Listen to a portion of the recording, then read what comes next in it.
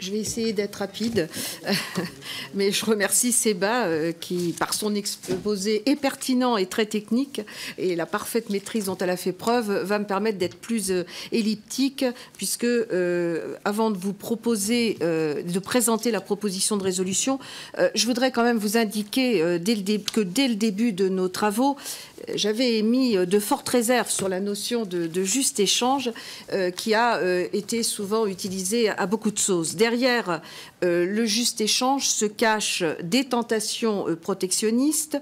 Il faut, je crois, s'en prémunir. L'Europe a intérêt à être une économie ouverte car l'économie mondiale est très fortement dépendante des échanges qui représentent plus de 30% du produit intérieur brut mondial. Et je dois souligner que le juste échange est un argument très français qui est, on l'a constaté dans nos différentes auditions, très peu compris et soutenu. Et c'est surtout un argument, très français qui est souvent très peu compris et soutenu par les autres États européens. Alors, par ailleurs, le juste échange ne doit pas constituer un argument pour justifier notre déficit de compétitivité. Et ce n'est pas en instaurant le juste échange que l'on va faire remonter le niveau des investissements étrangers. La ministre du Commerce extérieur en a parlé tout à l'heure durant les questions au gouvernement. Il faut quand même souligner que ces investissements étrangers en France ont chuté de 77% en 2013, alors que l'Allemagne a vu ces mêmes investissements quadrupler la même année. En Espagne, ils ont progressé de 37%. Alors, depuis le moment où nous avons commencé nos travaux, voilà plus d'un an, les choses ont encore évolué et le juste échange a eu le temps de devenir une idée qui mérite d'être totalement expliquée, ne serait-ce que par les conclusions qu'on va vous servir. Et quand Henri Weber, qui est à l'origine, je crois, de l'appellation, nous l'a exposé à Bruxelles, la revendication d'un juste échange pouvait apparaître comme une idée tout à fait incontournable. Je crois que les situations changent très vite. Aujourd'hui, les économies des grands émergents montrent des signes de faiblesse évidents. La croissance de la Chine, même si un taux de plus de 7% cette année a de quoi nous faire rêver, marque le pas depuis 2 ans. Les monnaies des émergents accusent le choc du nouveau tournant pris par la Banque centrale américaine qui s'est engagée vers une politique monétaire beaucoup plus restrictive. Et il est vrai que la mondialisation a indéniablement donné un avantage comparatif aux pays ayant une main-d'œuvre bon marché et une réglementation moins rigoureuse en matière environnementale.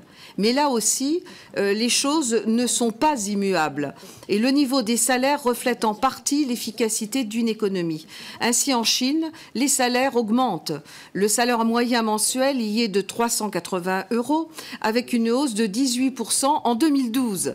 On commence à y faire payer les droits à polluer avec l'ouverture de marchés carbone régionaux. Non, mais c'est à souligner parce qu'on voit toujours que tout très négatif. Alors, l'essentiel de notre commerce se fait à l'intérieur de l'Europe, comme Séba vient de nous le dire, et c'est là que sont les premiers différentiels de productivité et les atteintes à la concurrence loyale. Alors, l'Allemagne nous dame le pion et l'Espagne rétablit peu à peu la situation de ses exportations. Alors, je crois qu'il ne faut pas se tromper de combat. Sur l'instrument de réciprocité, la ministre du Commerce extérieur comptait sur une alliance de la France avec certains pays européens lorsque nous l'avions rencontré il y a une année pour faire aboutir le projet au sein des institutions européennes. Et je ne crois pas qu'il faille s'arrêter uniquement là-dessus. Rien sur ce point ne se fera sans l'Allemagne et sur les grands pays européens. Et je voudrais ajouter quand même que cette notion de juste échange très française, je le disais, n'a rien de très nouveau. Et la réciprocité était déjà défendue par le président précédent, de la République précédente. Elle l'est aujourd'hui par Michel Barnier, la Commission européenne.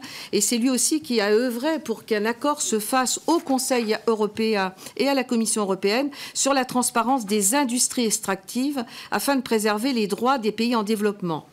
C'est idem, le précédent gouvernement avait porté haut et fort la revendication d'accords de partenariat économique porteurs de développement pour les pays d'Afrique, du Pacifique et des Caraïbes.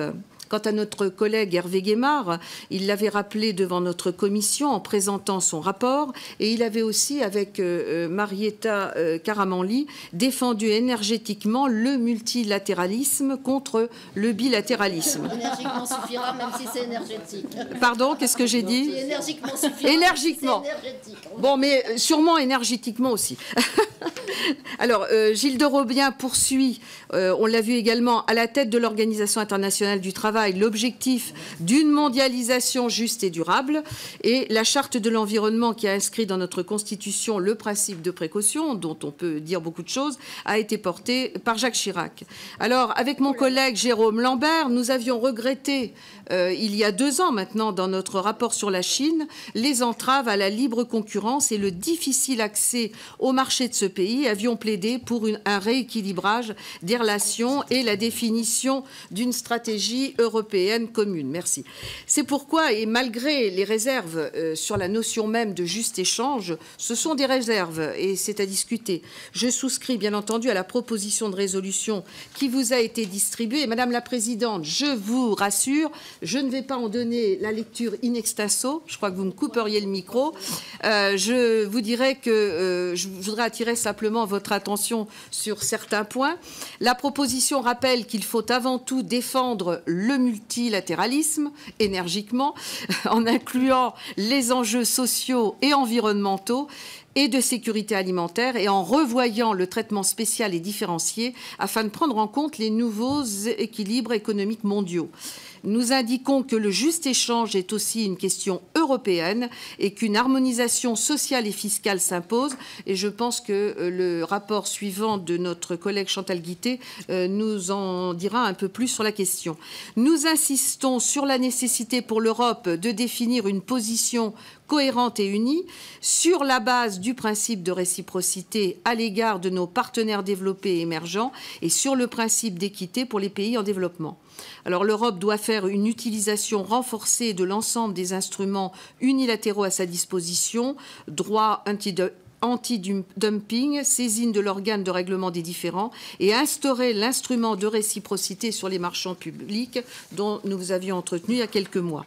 Tous les cadres de négociation, accords de libre-échange, accords sur les investissements, accords plurilatéraux sur les services doivent être l'occasion pour l'Union européenne d'obtenir des engagements de traitement équitable et non discriminatoire et le respect des préférences collectives de la part de ses partenaires.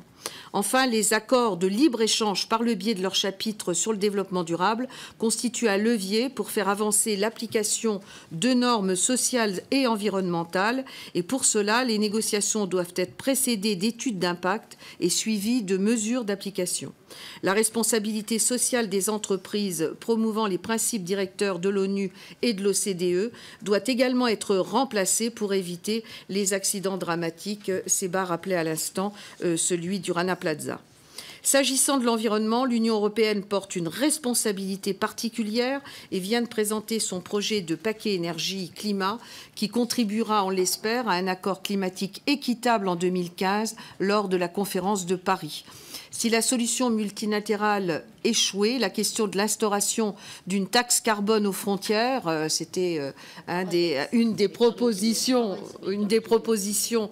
du président de la République précédent, devrait être posée et nous appelons à une coordination monétaire multilatérale et à une politique de change européenne. Enfin, nous avons considéré que la sécurité alimentaire, ça paraît évident, et le droit à l'alimentation est une condition fondamentale du juste échange et ce point est d'une importance toute particulière pour les pays en développement.